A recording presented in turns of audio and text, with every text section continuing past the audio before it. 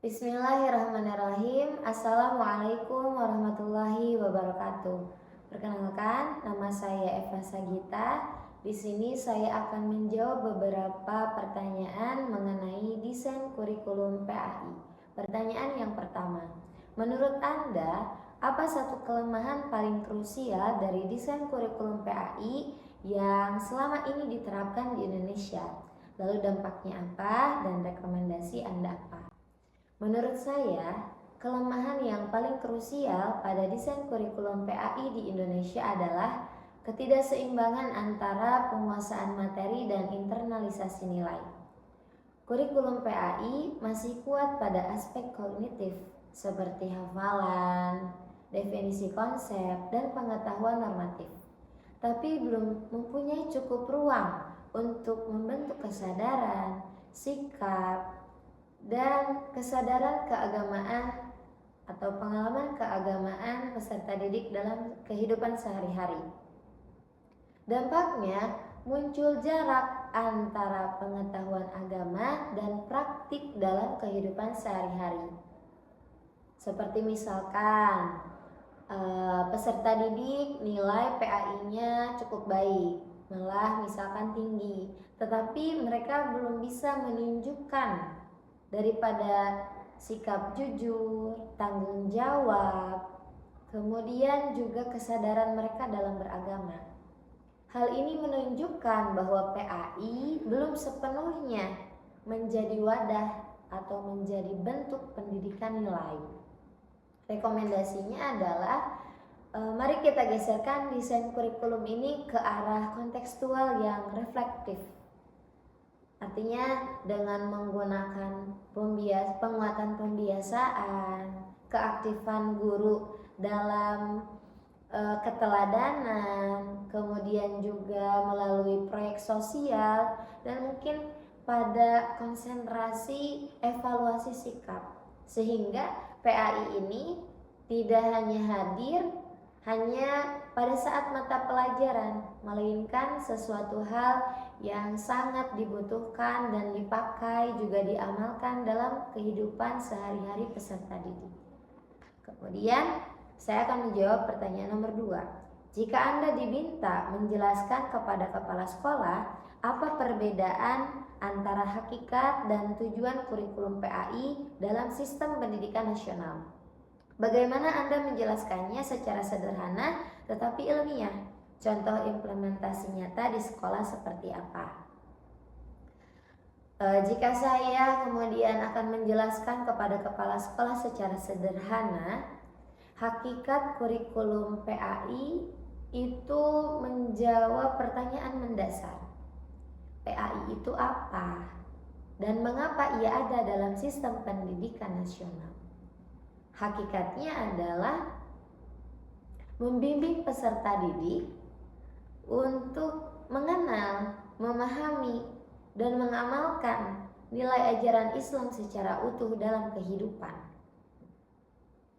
Sedangkan tujuan kurikulum PAI lebih bersifat operasional, yakni hasil konkret apa yang ingin dicapai. Seperti misalkan siswa menjadi beriman, berakhlak mulia, beribadah dengan benar, dan lain sebagainya. Implementasinya di sekolah, hakikat PAI itu dapat tercermin dari religiusnya di sekolah gitu, suasana budaya religiusnya sekolah dan keteladanan guru. Sedangkan tujuan kurikulum PAI dapat tercermin dari perubahan sikap peserta didik, dari perubahan perilaku peserta didik, dari hal-hal yang memang berkaitan dengan perubahan peserta didik itu sendiri, seperti itu. Kemudian pertanyaan nomor 3. Dari berbagai model desain kurikulum PAI yang Anda pelajari, menurut Anda model mana yang paling realistis diterapkan di sekolah dengan keterbatasan guru dan sarana?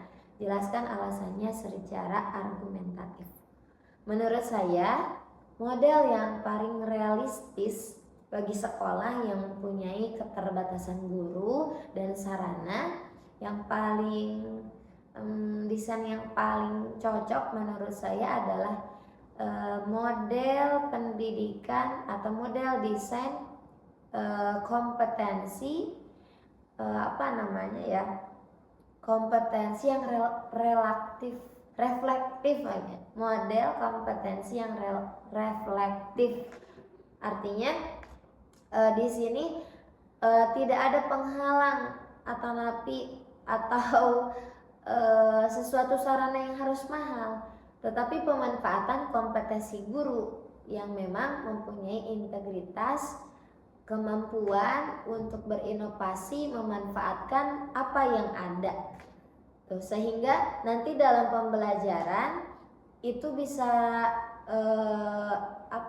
kreatif dalam memanfaatkan sesuatu yang ada, yang mana misalkan seperti halnya apa yang sudah saya lakukan, misalkan materinya itu adalah tentang dermawan, sikap dermawan. Saya hanya perlu untuk menggunakan satu kertas yang berisi kolom, yang mana hal tersebut itu harus diisi seperti jurnal harian. Di hari ini hari apa, kemudian kebaikan yang telah kamu lakukan apa, kemudian kepada siapa dan lain sebagainya. Dan hal itu harus mereka isi setiap hari. Artinya bagaimana kemudian guru dapat kreatif untuk membawa pembelajaran kepada kontekstual seperti itu. Kemudian hal tersebut dapat walaupun dengan keterbatasan guru dan kemudian sarana tidak menjadi penghambat di dalam keberhasilan daripada tujuan PAI itu sendiri. Kemudian selanjutnya bandingkan secara singkat satu negara Islam dan satu negara non-Muslim dalam menerapkan pendidikan agama Islam. Fokuskan pada posisi PAI dalam sistem pendidikan nasional, pendekatan kurikulumnya. Nah, kalau kita lihat di negara non-Muslim, mereka lebih aware, lebih bisa memasukkan mata pelajaran kepada kontekstual di lapangan seperti itu. Artinya harusnya kita yang pada negara Islam harus bisa betul-betul mencontoh daripada pendekatan yang mereka lakukan di non-Muslim. Artinya pendidikan agama Islam di Indonesia jangan sampai menjadi sesuatu yang kaku, tetapi menjadi sesuatu hal yang fleksibel, tapi tetap tidak melanggar pada syariat-syariatnya seperti itu. Kemudian pertanyaan yang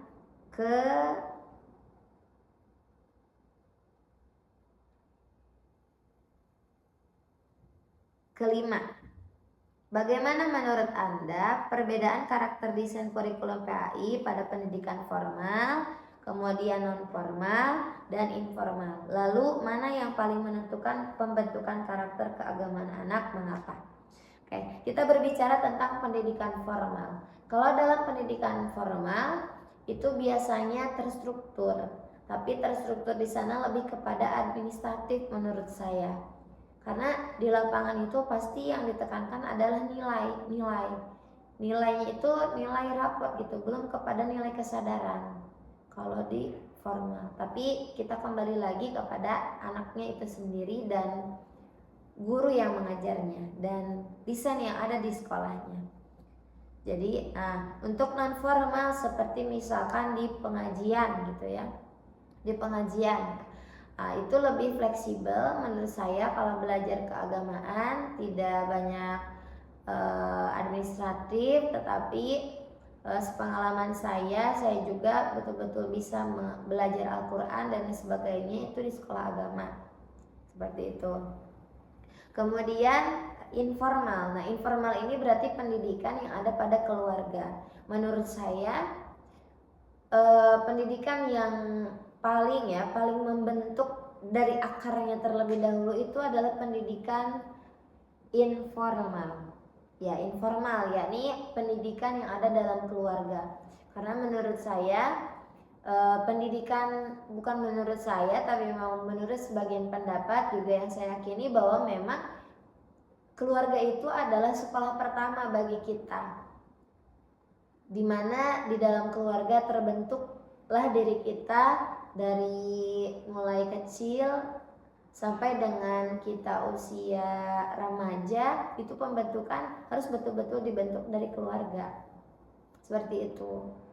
Jadi pembentukan karakter di dalam keluarga itu sangat-sangat berpengaruh. Ketika di keluarganya kemudian dia banyak melihat sesuatu kebaikan, dia banyak mendapatkan pendidikan dari orang tuanya, dia banyak mendapatkan keteladanan dari orang tuanya, ketika pun dia masuk keluar dari rumah, dia akan memiliki prinsip. Tetapi balik lagi kepada konteks daripada anak tersebut. Bisa jadi ada anak yang kemudian memahami atau menumbuhkan kesadaran beragama lewat mungkin non formal di pengajiannya, dia diajarkan betul-betul oleh gurunya, atau bisa jadi juga di pendidikan formal. Artinya bisa banyak kemungkinan, tetapi menurut saya pendidikan orang tua lah yang sangat penting menurut saya. Kemudian pertanyaan selanjutnya, menurut Anda secara pribadi dan akademik, apakah kurikulum berbasis cinta penting dijadikan pendekatan desain kurikulum KI nasional? Jelaskan kekuatannya, potensi risikonya, dan satu contoh penerapannya di sekolah. Menurut saya penting karena sebetulnya KBC ini tuh pengingat bagi kita bahwa kita dalam mengajar harus menggunakan cinta. Artinya kita mengajar anak itu harus humanis, kemudian harus penuh dengan rasa cinta, bukan karena marah, kemudian juga menghukum bukan untuk menghakimi, kemudian dan lain sebagainya. Kekuatannya adalah ketika kita sudah bisa menumbuhkan emosional yang baik terhadap anak. Ketika kita menyampaikan pesan dan pelajaran kepada anak itu akan menerima dengan baik. Ketika kita betul-betul mengajar dengan cinta, karena sesuatu yang timbul dari hati akan masuk ke dalam hati juga, seperti itu. Itu kekuatannya.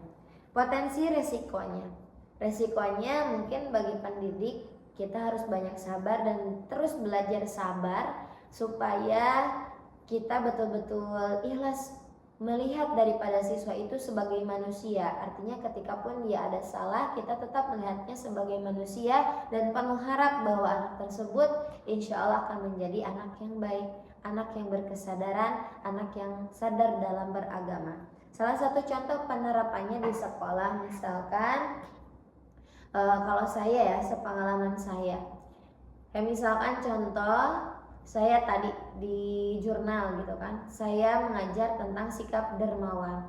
Bagaimana kemudian saya mengaitkan dengan pelajaran matematika, di mana matematikanya saya tambahkan dengan judul matematika cinta gitu. Matematika cinta ini berbeda dengan matematika biasa. Disebutkan di dalam hadis misalkan bahwa Nabi Muhammad bersabda bahwasanya ketika kita bersedekah tidak akan mengurangi harta. Nah, maka perhitungan tidak mengurangi harta tersebut saya berikan kata matematika cinta. Artinya memang harta yang kita keluarkan itu tidak akan berkurang. Bisa jadi kembali atau bisa jadi digantikan oleh Allah dengan kesehatan, dengan kebahagiaan, dengan banyaknya kebaikan yang kita hampiri dan lain sebagainya. Artinya harta di sini tidak hanya sebatas nominal, tetapi juga tentang kasih sayang, tentang kepedulian dan lain sebagainya. Mungkin itu yang dapat saya sampaikan. Kurang lebihnya mohon dimaafkan. Terima kasih atas perhatiannya. Mohon maaf manakala banyak kesalahan. Saya ucapkan terima kasih kepada Pak Dr. Menpan atas segala ilmu yang telah diberikan. Jujur saya sangat senang diajar dengan Bapak, dan saya juga sangat Masya Allah gitu dengan pemikiran-pemikiran Bapak. Saya sangat beruntung sekali bisa belajar dengan Bapak. Sekali lagi saya haturkan terima kasih. Assalamualaikum warahmatullahi wabarakatuh.